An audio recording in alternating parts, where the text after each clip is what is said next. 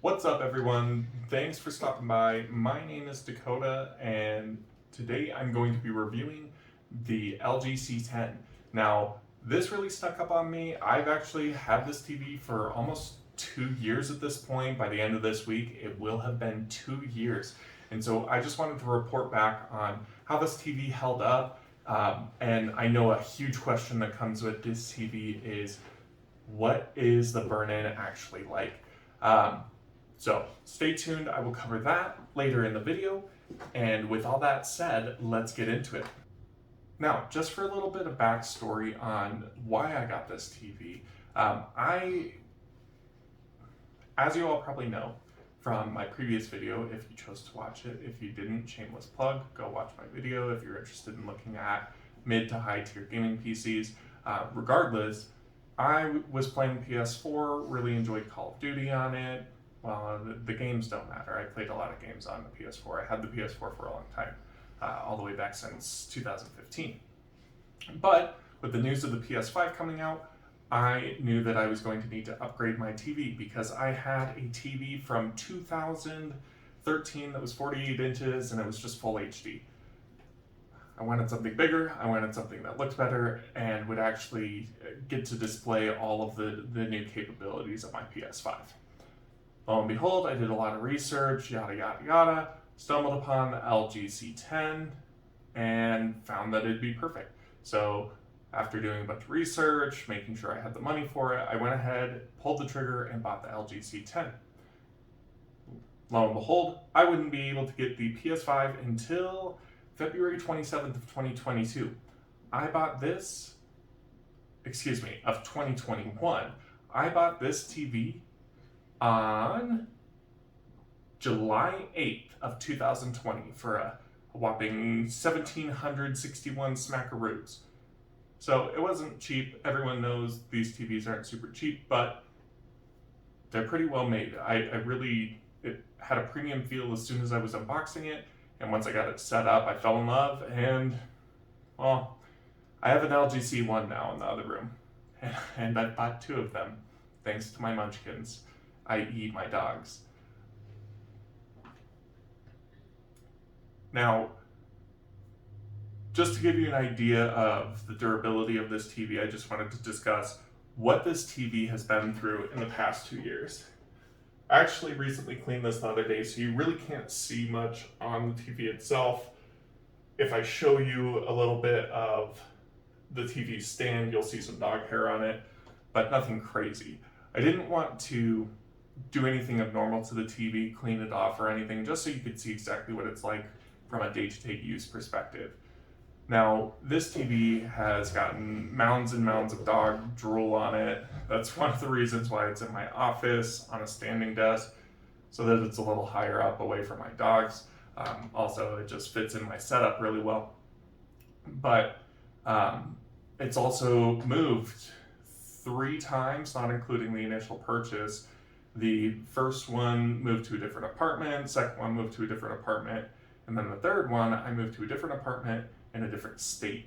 6-hour drive, it was in the back of a moving truck.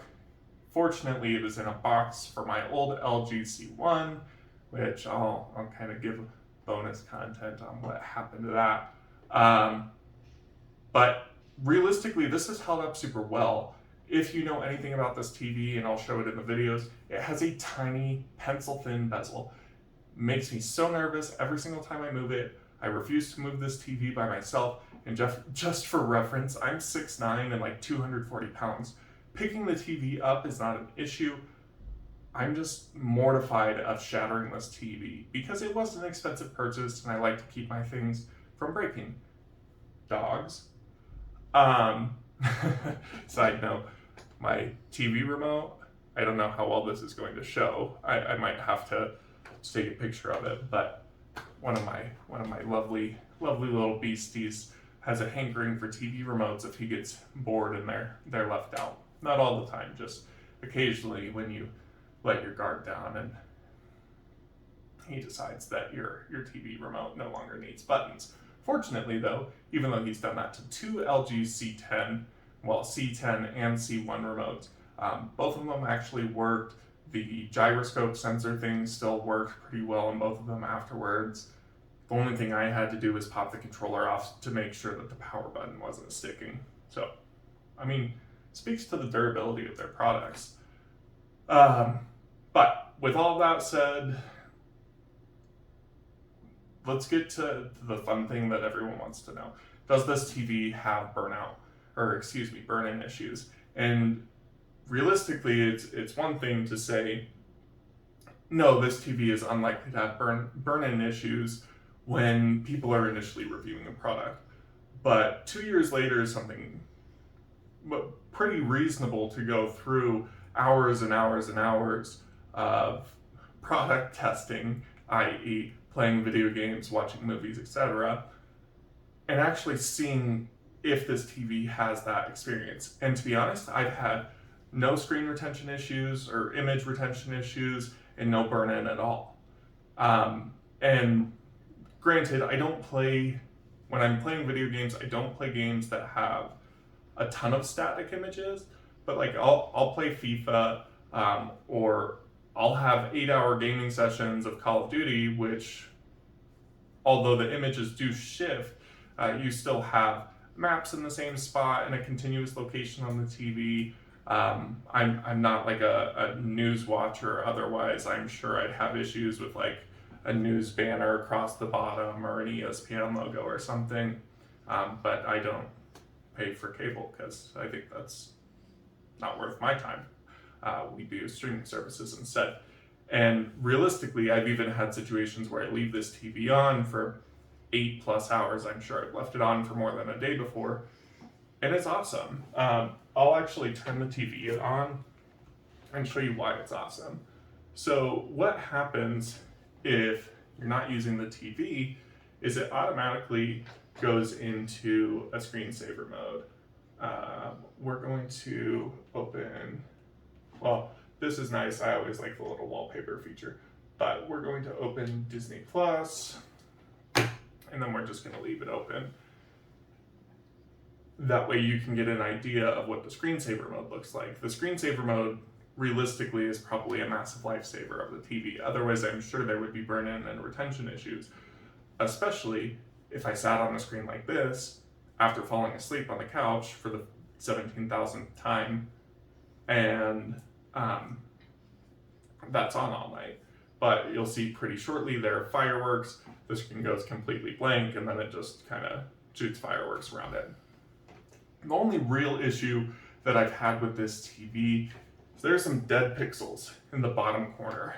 Now, because of the location, I don't know if it was something that was caused by me.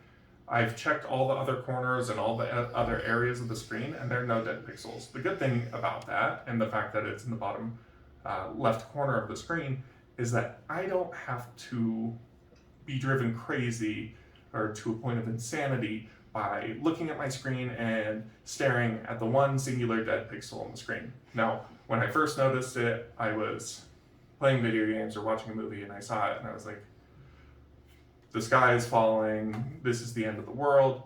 Realistically, after I got through that initial shock of, oh my god, my TV, what the hell, I was fine. I don't even notice it unless I'm looking for it. And this did a pixel refresh the other day where some of those dead pixels came back to life, which isn't supposed to happen. But realistically, for the most part, they're not really recoverable, and it's not something that you can get fixed by LG. You're better off just buying a new TV. Now, clearly, because mine are in the middle of the screen, and it doesn't impact me much, it really isn't going to bother me. I honestly thought this switched over faster. If I need to do other footage just to get the screensaver, I'm happy to.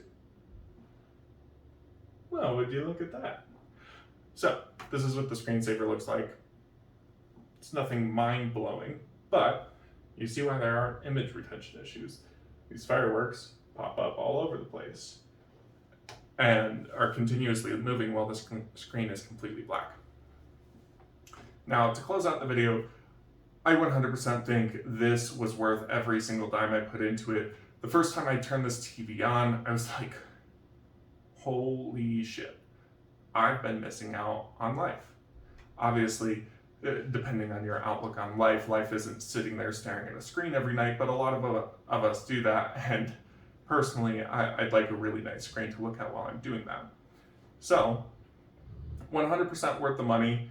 Realistically, although I have some dead pixels in the bottom, they don't detract from my viewing on this TV. I really still enjoy it.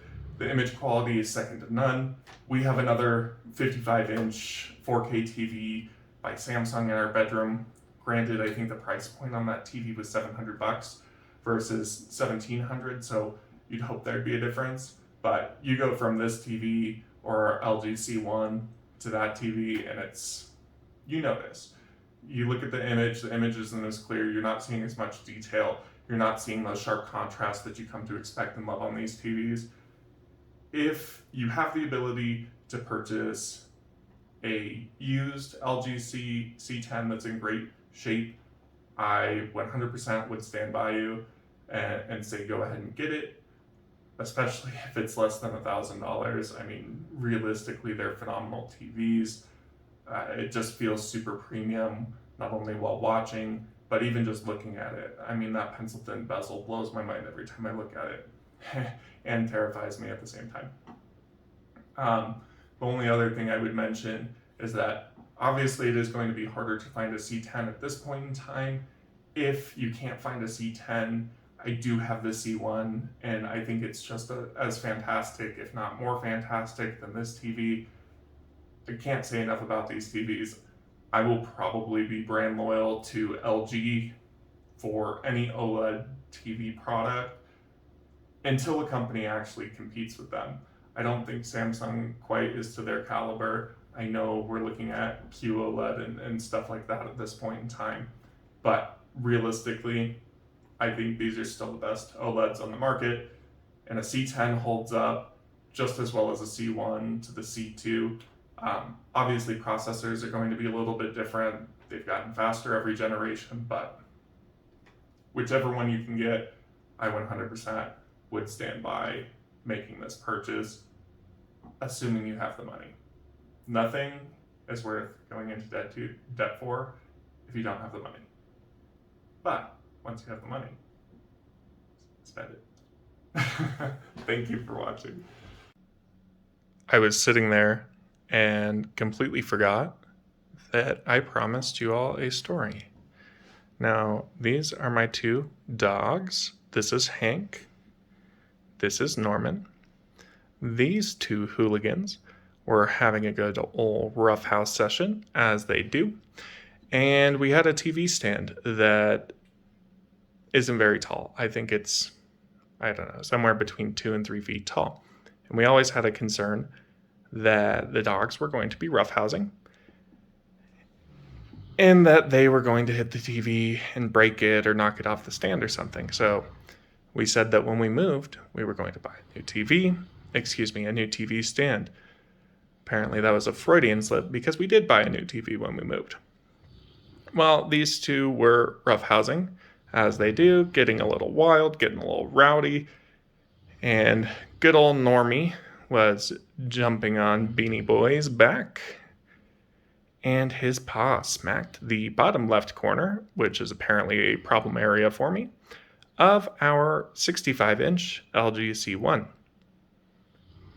Yeah, we were watching something on TV, I don't even remember what, but screen went completely black. Looked at the bottom corner. Nice crack in the glass. We both just kind of sat there silently, trying to figure out what emotion was appropriate to display during that time.